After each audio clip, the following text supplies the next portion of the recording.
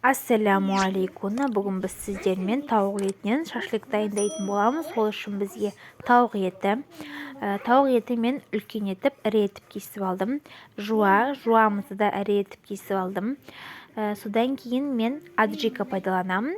Аджикамен өте дәмді болып шығады. Сіздер аджика жоқ болса, кетчуп пайдалануға болады. Және тұз, бұрыш және дәмдеуіштер.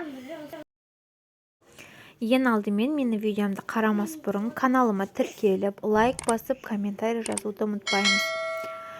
Ең бірінші тауық етіне жаңағы аджикамызды және дәмдеуіштерімізді, жуамызды салып, жақсылап араластырып аламыз.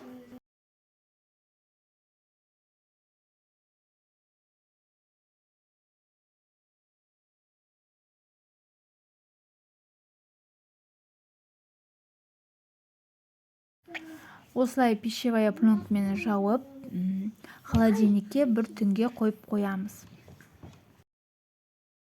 Менің тауық етім дайын.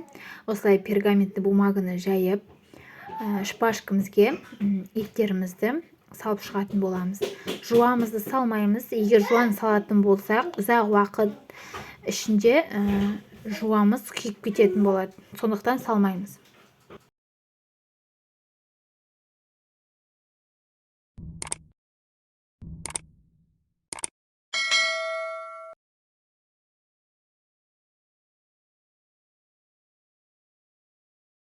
Тауық етіміз дайын. Енді 180 градуста 45-50 минут пісіріп аламыз. Әр пеш әртүрлі пісіреді, сондықтан өздеріңіздің пештеріңізге қарай пісіріп алыңыздар. Етім дайын. Енді қазір сіздерге ыдысқа салып, әдемілеп көрсететін боламын. Етімізді осылай вилканың көмегімен алдым. Етіміз дәмі өте керемет болып шықты. Еті де жұп-жұмсақ болып шықты. Сіздер де жасап көріңіздер.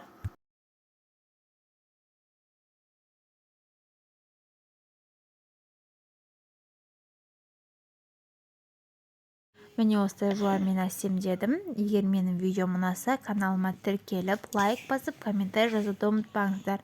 Ассаламу алейкум.